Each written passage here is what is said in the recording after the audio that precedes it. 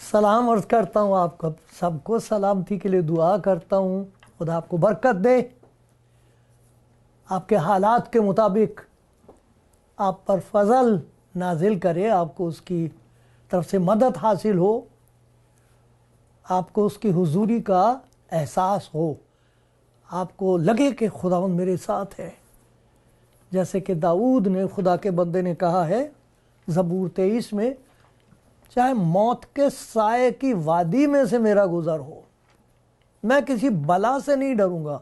क्यों नहीं डरूंगा? क्योंकि तू मेरे साथ है।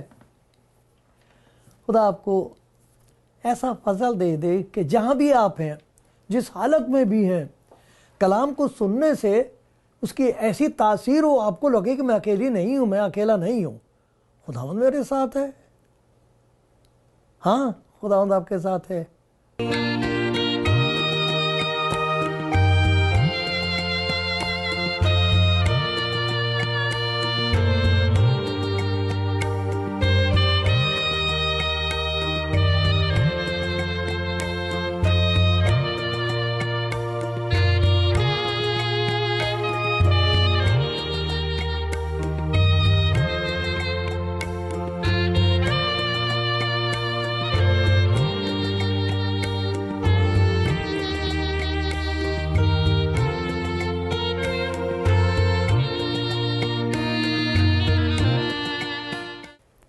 खुदावंद के प्यारों, साथियों,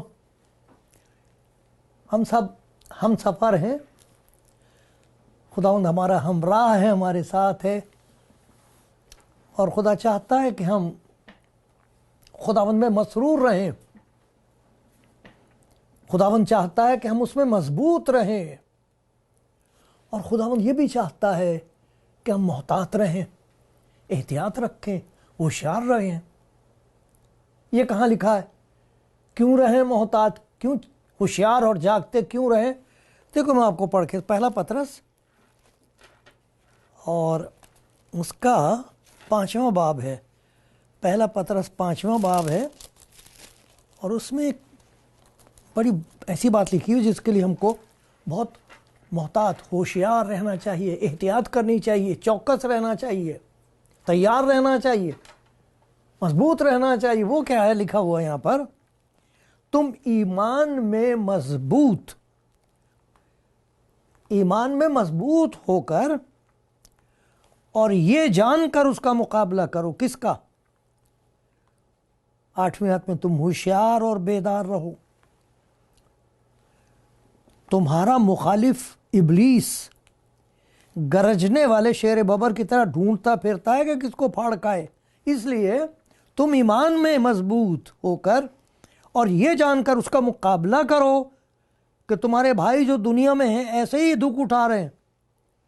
अब खुदा जो हर तरह के फजल का चश्मा है, जिसने तुमको मसीह में अपने अब्दी जलाल के लिए बुलाया, तुम्हारा थोड़ी मुद्दत तक दुख उठाने के बाद आप ही खुद ही तुम्हें कामिल और कायम और मजबूत करेगा।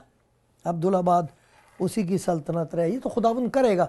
लेकिन कुछ ऐसी बातें जिनकी तरफ से हमें होशियार रहना चाहिए, तैयार रहना चाहिए, हथियार बंद रहना चाहिए। वो कौन सी चीज़ें हैं कि अगर उनकी तरफ से हमारा ध्यान हट जाए तो वो जो हमारी जान का दुश्मन है उसे मौका मिल जाता है। वो तो इसी ताड़ में रहता है, इसी होशियारी में देखता है कि किसके अंदर ये चीज़ें हैं। इसका मतलब है दरवाज़ा खुला हुआ है और मैं जाके इनकी ज़िंदगी को बर्बाद कर सकता हूँ। इसलिए खुदा मुझ पर रहम करे। मैं जो आपके साथ ये बातें करता हूँ तो पहले मैं खुदा के हुजूर रो चुका होता हूँ कि खुदा मुझ पर रहम कर, देख मुझ में कोई बुरी रविश तो नहीं, देख मुझ में कोई बुरी रविश तो नहीं।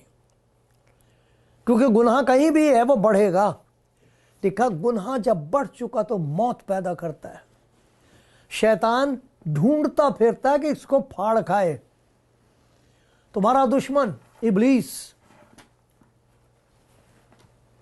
होशियार रहना चाहिए, तैयार रहना चाहिए। क्या कौन सी ऐसी चीजें हैं अगर वो आने लगे हमारी जिंदगी में तो समझो खतरा है, होशियार हो जाना चाहिए। कौन सी चीजें वो, उनका मैं जिक्र आपको खुदा के कलाम में से सुनाता हूँ। सुन रहे हैं आप मेरी प्यार, सुन रही हैं प्यारी बहन, प्यारे भाई सुन रहे हैं आप जो खुदावन के खादिम हो, सुन रहे हो, क्योंकि वो खादिमों के बहुत खिलाफ है। वो बिल्कुल पसंद नहीं करता कि कोई यीशु मसीह के नाम की तमजीद करे, बिल्कुल पसंद नहीं करता कि यीशु मसीह के नाम की तबलीग करे, प्रचार करे, प्यार करे उसे। वो नहीं चाहता, बिल्कुल नहीं पसंद करता। हर तरह से कोशिश करता है कि वो जो खुदावंद का कलाम पढ़ता है, खुदावंद पर भरोसा करता है, वो जो खुदावंद का कलाम सुनाती है, किसी तरीके से वो हट जाएं, कमज़ोर हो जाएं, तो कहाँ है वो कमज़ोरी जो उसको नज़र आ जाती है और उसे हमला करने में आसानी होती है। पहली चीज़ जिसका खुदा के कलाम में जिक्र है वो है नाशुक्रगुजारी। नाशुक्रगुजार हो जाते हैं हम, ध्यान ही नहीं रहता। मैं भी कुछ हो गया हूँ, मुझे बड़ी तरक्की, मुझे बहुत बाइबल आ गई है, मैं बहुत अच्छा प्रचारक हूँ। मट्टी पर सर रख के शुक्रगुजार होना चाहिए। क्या है खुदावन, ये तो तेरी रहमत है, ये तो तेरी मेहरबानी है कि मेरी ज़बान को तूने अपने हाथ में ले रखा है, मेरे ख्यालात पर तेरे पास का कब्ज़ा है। तेरा शुक्र हो, तेरा शुक्र हो, मेरे पास जो कुछ है तेरा दिया हुआ है, तेरा शुक्र हो। ये मेरी चालाकी और मेहनत और मेरी रास्तबाजी नहीं है। देखा, अगर खुदावंद बदी को हिसाब में लाए तो कोई शख्स बच नहीं सकता। यह तो उसकी मेहरबानी है। कितना शुक्र, बहुत वक्त हमें शुक्रगुजारी में लगाना चाहिए। खुदा मुझ पर रहम करे कि मैं भूल ना जाऊं कि उसने मुझे कहाँ से घूरे पर से उठा के यहाँ बिठा रखा, मैं आपके साथ बात कर रहा हूँ। मेरी जान खुदा को मुबारक कहे, उसकी किसी नेमत को फरामोश ना कर। ना शुक्रगुजारी वो दरवाज़ा है कि जहाँ शैतान ने देखा कि इसकी ज़िंदगी में से शुक्रगुजारी कम हो गई है, ये अपनी बात करने लगा है, बड़ा खुश हो रहा कि इसने तरक्की कर ली, उसको पता लग जाता अब आ जाएगा ये काबू। शुक्र करो। देखो कैसे खुदा के कलाम में बताया गया। 107 ज़बूर 107 है। हाँ, यही नहीं कि सिर्फ पुराने इदरा में सारा कलाम भरा हुआ है इस चीज़ के लिए कि हमें खुदा का शुक्र करना चाहिए। लेकिन मैं पढ़ूंगा 107 ज़बूर और उसकी पहली आयत ये लिखा है, खुदावंद का शुक्र करो क्योंकि वो भला है। यह तुम्हारी किसी भलाई की वजह से नहीं है कि तुम बड़े भले हो, तुमने बड़ी मेहनत की है, यह सब कुछ नहीं है। अरे ये तो उसकी मेहमत है। मेरी तो बहुत प्यारी आयत है जिसे मैं सोने से पहले ज़रूर याद कर लेता हूँ। ये खुदावंद की मेहरबानी है। और मैं कहा करता हूँ, अगर खुदावंद मेरा मददगार ना होता, ये इन अल्फाज है ज़बूर में, अगर खुदावंद मेरा मददगार ना होता तो मेरी जान कब की आलम खामोशी में जा बसी होती। ये तो उसका रहम है। उसने कहां से कहां उठा के कहां से और कहां ला बिठाया। हाय मेरी जान, खुदावंद को मुबारक है। शुक्र करो, खुदावंद का शुक्र करो क्योंकि वो भला और उसकी शफकत अबदी है। 107 ज़बूर में से मैंने आपको पढ़ा था। अब मैं इसी में से 17वीं आयत से पढ़ता हूँ। इसी ज़बूर की 17 आयत से 17 से यह लिखा, अहमक अपनी ख़ताओं के सबब से और अपनी बदकारी के बायस मुसीबत में पड़ते हैं। उनके जी को हर तरह के खाने से नफरत हो जाती है। ऐसी मुसीबत आती है उन पर, मौत के फाटकों के नज़दीक पहुँच जाते, तब वो अपनी मुसीबत में खुदावन से फरियाद करते हैं। जब आदमी की कमर चरपाई पे लगी हुई हो ना, तब उसका मुंह ऊपर की तरफ को होता है। माफ़ करना, मिसाल बड़ी अजीब सी है। वाकई जब बीमारी की वजह से आदमी यूँ पड़ा हुआ हो ना, तब फिर मुंह ऊपर की तरफ को होता, वो बड़ी मुबारक मौत है जब इंसान उसकी तरफ देखता हुआ चला जाए। वो बड़ा मुबारक वक्त होता जब इंसान की आंखें खुदा की तरफ हो। मैं अपनी आंखें पहाड़ों की तरफ उठाऊंगा, वहां क्या मिलेगा? मेरी मदद खुदावन से, उसने मुझे पहले भी संभाला था। तो कहते हैं फिर वो खुदावन से फरियाद करते, तब वो अपनी मुसीबत में खुदावन से फरियाद करते और वो उनको उनके दुखों से रिहाई बख्शता है। वो अपना कलाम नाजिल फरमाकर उनको शिफा देता है और उनकी हलाकत से उनको रिहाई बख्श। काश के लोग, सुनो भाई, काश के आप, काश के मैं, काश के लोग खुदावंद की शफकत की खातिर, बनी आदम उसके अजायब की खातिर उसकी सिताइश करते, वो शुक्रगुजारी की कुर्बानियाँ गुजराने, गाते हुए उसके कामों को बयान कर। बड़ी प्यारी कुर्बानी है ये शुक्रगुजारी की। जानवर को मार के खून चढ़ाना, मालूम नहीं, सबसे अच्छी कुर्बानी तो इंसान की अपनी होती है। जब वो खुदा के हुजूर अपने बदन को पेश करके कहे, आए खुदा मैं तेरा शुक्रगुजार हूँ, जो कुछ भी हूँ, जैसा भी हूँ, तेरे हुजूर हूँ, अब उठ के तेरे दर से भी जाया नहीं जाता, कहाँ जाऊँ, तेरा शुक्रगुजार हूँ। बहुत प्यारी चीज़ है शुक्रगुजारी, ज़बरदस्त ताकत है। हमारा खुदाबंद यीशु हमारे लिए नमूना है। देखो, उसने शुक्र करके रोटी तोड़ी। उसको मालूम है कि आधे घंटे के बाद उसने चले जाना है और वहाँ उसको जलील किया जाएगा, रात भर उसको तकलीफ़ में रखेंगे, सुबह को उसके मुंह पर थूकेंगे, कोड़े मारेंगे, तमाचे मारेंगे और ले जाके मसलूब कर देंगे। और लिखा वो शुक्र किया उसने रोटी के लिए जो खा रहा था।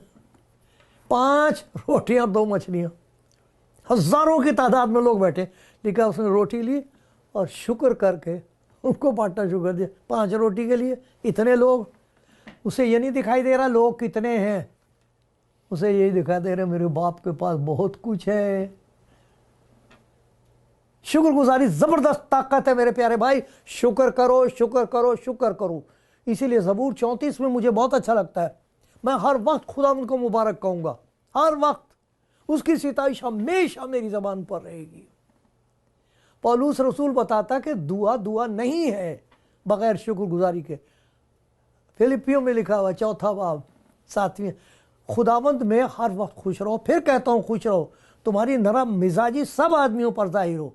शुक्रगुजार आदमी नहीं होता तो चिड़चिड़ा होता है। फिर वो तुम्हारी नरम मिजाजी सब आदमियों पर जाहिर। खुदावंद करीब है, किसी बात की फिक्र मत करो, बल्कि हर एक बात में तुम्हारी दरखास्तें दुआ और मन्नत के वसीले से शुक्रगुजारी के साथ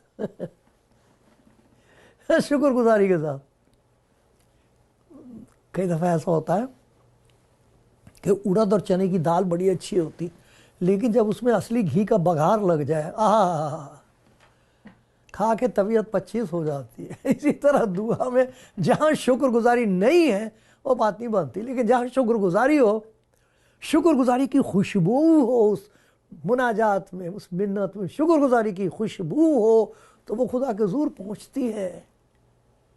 जहाँ आपकी ज़िंदगी में शुक्रगुजारी की कमी आई, शैतान को पता लग गया, अब ये काबू आ जाएगा।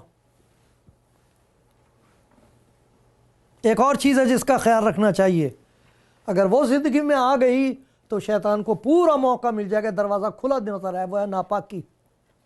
किसी किस्म की भी नापाकी अगर दिल में है, मेरी प्यारी बहन, मेरे भाई, मेरे लिए दुआ करो कि खुदावंद मेरी हिफाजत करे।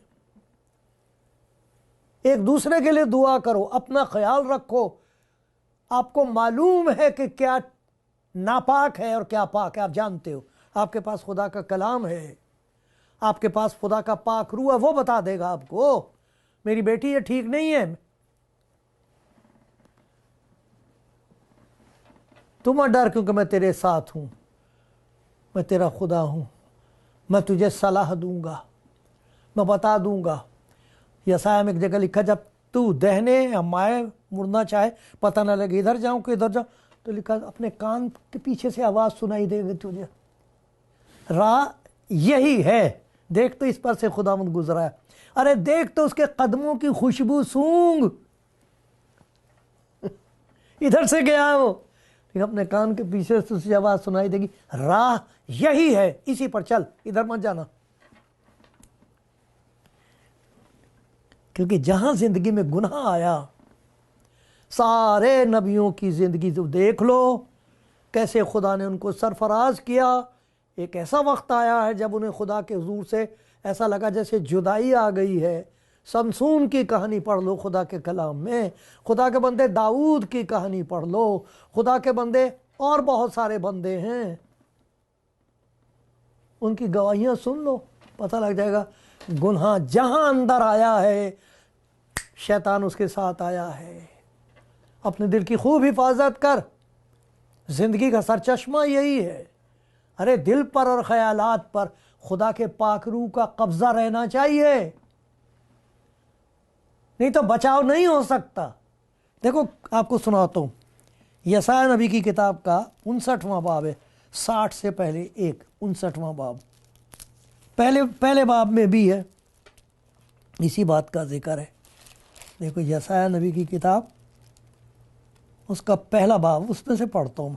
बहुत जगह है खुदा के कलाम में इस बात का जिक्र। आप खुदा का कलाम पढ़ने वालों, खुदा उनको प्यार करने वालों, ध्यान रखो। यहाँ पर लिखा है, जब तुम मेरे हुजूर आकर मेरे दीदार के तालिब होते हो, कौन तुमसे ये चाहता है कि मेरी बारगाहों को रौंदो? आइंदा को बातिल हदिये न लाना, बखूर से मुझे नफरत है। नए चांद, सबत, ईदी जमात, मुझ में बदकारी के साथ ईद की बर्दाश्त नहीं। मेरे दिल को तुम्हारे नए चांदों और तुम्हारी मुकर्रर ईदों से नफरत है, वो मुझ पर बार हैं, मैं उनकी बर्दाश्त नहीं कर सकता। जब तुम अपने हाथ फैलाओगे तो मैं तुम्हारी तरफ से अपनी आंख फेर लूंगा। हाँ, जब तुम दुआ पर दुआ करोगे मैं नहीं सुनूंगा। क्यों? तुम्हारे हाथ तो खून आलूदा हैं। ये जो हाथ उठा रखे ना तुमने दुआ के लिए, मुझे इस पर खून नजर आता है, मजलूमों का खून।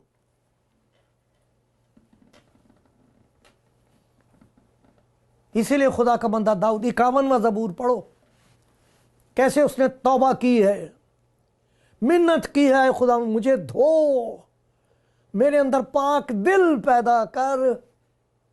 मिन्नत कर रहा पाकीज़गी के लिए। जहां नापाकी जिंदगी में आई और फिर सब खत्म हो जाएगा। 66 ज़बूर की 18वीं आयत है, बड़ी प्यारी आयत है। खुदा करे मुझसे कभी ना भूलूं, खुदा करे आप इसे खा लें इस आयत को। ज़बूर 66 66 18। अगर मैं बदी को अपने दिल में रखता, वाह भाई वाह, बड़ी अच्छी जगह छांटी रखने के लिए, बहुत अच्छी जगह मिली बदी रखने के लिए। गुनाह को छिपा छिपा के यहाँ रखो, बड़ी कीमती चीज़ है। हाय हाय, खुदा मुझ पर रहम कर। अगर मैं बदी को अपने दिल में रखता तो देखो नुकसान क्या होता, खुदा मेरी ना सुनता। अरे एक ही तो है जो सुनता है, और वो आपको कह रहा कि मेरी बेटी ये बदी ठीक नहीं है, ये गुनाह तेरी जिंदगी में ठीक नहीं है। आए मेरे खादिम, कलाम सुनाने वाले, ये गुनाह तेरी जिंदगी को बर्बाद करेगा, मेरे नाम को बदनाम करेगा। होश में आओ और गुनाह न करो। ना शुक्रगुजारी से खुदा बचाए, ना पाकी से खुदावंद हमको बचाए। एक और चीज उसको कहते हैं नाफरमानी। हमको मालूम है कि ये खुदावंद का हुक्म हम नहीं करते से, खुदा कह रहा है कि ऐसा कर ले, हम नहीं करते। ये हमारा दिल इतना बज्जात है, अंदर से बतालत के कब्जे में है, गुनाह के कब्जे में है। शैतान यही देखता रहता है, हाँ अब मौका लग रहा है। मान नहीं रहा खुदा की बात, पाखरू को न रंजीदा कर रखा, उसको दिखाई देता पाखरू इससे रंजीदा है। इसकी ज़िंदगी में खुदा का पाखरू तो है मगर रंजीदा है, क्योंकि उसने उसका हुक्म नहीं माना है। मुझे नहीं मालूम क्या हुक्म खुदा ने आपको दिया था, कब दिया था, और आज तक आप मान नहीं सके। किसी न किसी वजह से आपने वो फरमान माना नहीं है। अरे कब तक इंतज़ार करोगे? देर न लगाओ, इससे पहले कि वो आपको खा जाए, इससे पहले कि वो आपके ख़ानदान को खा जाए, इससे पहले कि वो आपकी खिदमत को जलील कर दे। तौबा कर लो, तौबा कर लो। खुदा मुझ पर रहम कर। मैं जो चिल्ला रहा हूँ, खुदा मुझ पर रहम करते, हुजूर झुकता हूँ, मिन्नत करता हूँ, मुझ पर रहम कर।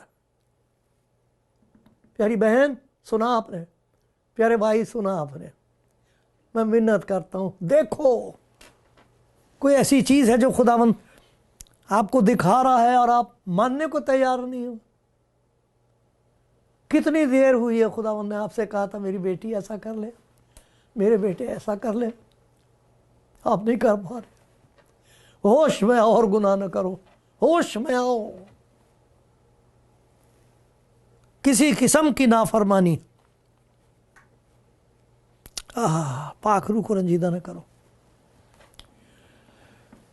क्योंकि पाखरू के बारे में यही तो बताया गया है अमाल की किताब में 5वां बाब और 32वीं है।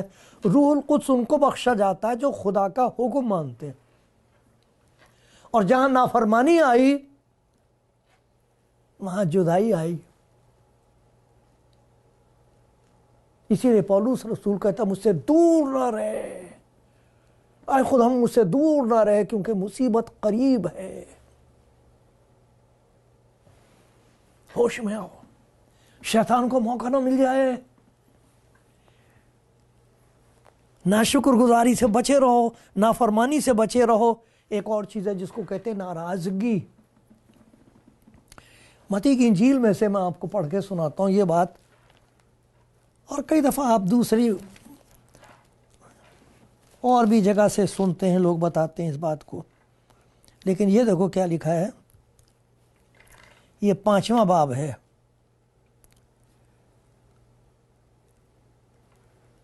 बस अगर तू कुर्बान गाह पर अपनी नज़र गुजरानता हो। ये मैं 23वीं आयत पढ़ रहा हूँ, मत्ती की इंजील 9वां बाब और 23वीं आयत। अगर तू कुर्बान गाह पर अपनी नज़र गुजरानता हो और वहाँ तुझे याद आए कि मेरे भाई को मुझसे कुछ शिकायत है, तो वहीं कुर्बान गाह के आगे अपनी नज़र छोड़ दे, जाकर पहले अपने भाई से मिलाप कर, तब आकर अपनी नज़र गुजरान। जाने दे, ये जो शोर मचा रही है, ये जो हाथ उठा उठा के गा रहा है, इसे जाने दे, ये कोई इबादत नहीं है। बाद में तुझे पता लगेगा ये हिमाकत है, क्योंकि शैतान वहां मौजूद है और तुझे इस बात का एहसास नहीं है। ध्यान रख, नाराजगी बहुत खतरनाक चीज है। नाराज हो किसी से, कब तक रहोगे? मरते मरते माफ करने को तैयार नहीं होते। वो मसीह हैं, वो खुदा से ये उम्मीद रखते हैं कि खुदा उनके गुनाहों को माफ कर देगा। तो दुआ बंद करो ये कहनी के जैसे हमने अपने कसूर वालों को माफ किया, तू भी पहले हमने माफ किया तब तू कर। खुदा को बताओ, ये बताना, मयार देना, जैसे मैंने माफ कर दिया है खुदावन तू भी मुझे माफ कर। और अगर मैंने नहीं किया तो खुदा माफ करेगा? कहता छोड़ दे वही कुर्बानी, मुझे किसी कुर्बानी की जरूरत नहीं है। मैं ये चाहता हूं कि तेरे दिल में मेरी मोहब्बत की हुकूमत हो, सकूनत हो, इख्तियार हो। जा माफी मांग, पहले तू मांग, तू पेशकदमी कर कि जी इधर उधर की मत बात करो, सुलह करो। हमारा खुदा सुलह कराने दुनिया में आया। एक और चीज़ है जिसका हम जिक्र देखेंगे सुनेंगे कि बहुत ही ज़रूरी चीज़ है। अगर वो ना हो तो समझो हम हार गए, मगलूब हो गए, और हमारा लिए रूहानी तौर पर बहुत बड़ा ख़तरा है।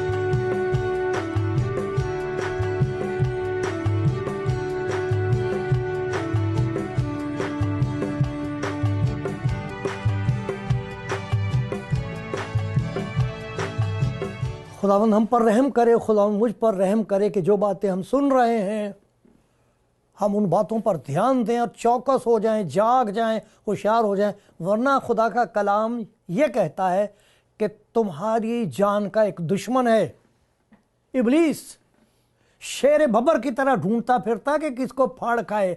वो कौन है जिन पर उसकी नज़र पड़ती कि हाँ मिल गई ये मिल गया मुझे? वो कौन है जो नाशुक्रगुजार है?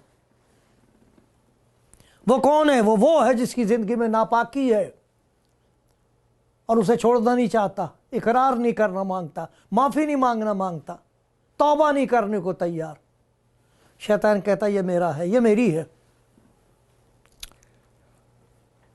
नापाकी, ना शुक्रगुजारी, ना फरमानी, नाराजगी आपकी। किसके साथ नाराजगी है? अरे सुलह कर लो, उसमें क्या है, कर दो माफ, मांग लो माफी। वो हमारा खुदावंद सुलह सलामती का शहजादा है। एक और बहुत ज़रूरी चीज़ है जिसकी मुझे सख्त ज़रूरत है। मैं खुदा का शुक्र करता हूँ कि कुछ ऐसे भाई बहन हैं जिनके साथ बातचीत करने का मौका मिला है और उन्होंने भी खुदा का कलाम पढ़ना शुरू कर दिया।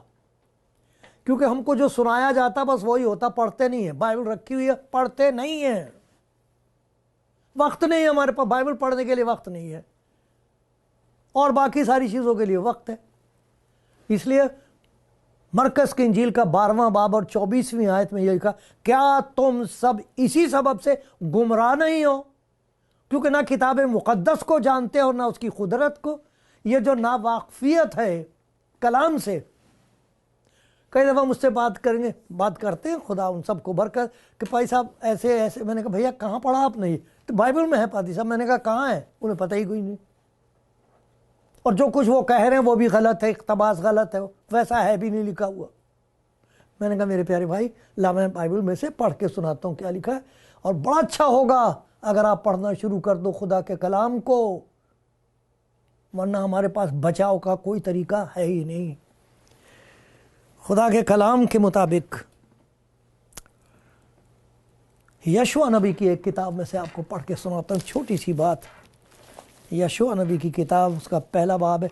मूसा के इस दुनिया से चले जाने के बाद अब ये जवान हैगा, इसको समझ में नहीं आ रहा कि अब मैं क्या करूँगा, कहाँ मूसा, कहाँ बेचारा मैं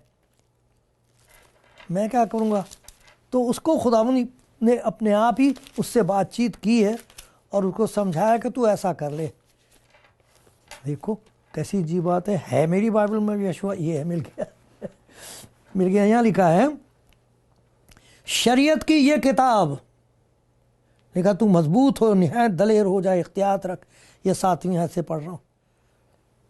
शरीयत की ये किताब तेरे मुंह से ना हटे, बल्कि तुझे दिन और रात इसी का ध्यान हो, ताकि जो कुछ इसमें लिखा है उस पर तू एहतियात करके अमल कर सके। तभी तुझे इकबाल मंदी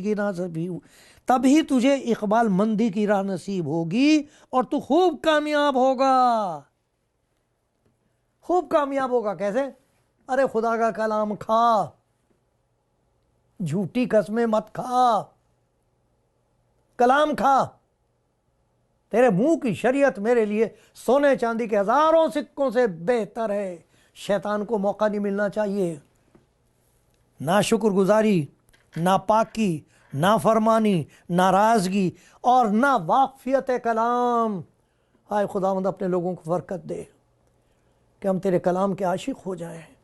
यसु मसीह की खातिर से मुझ पर रहम कर, आमीन।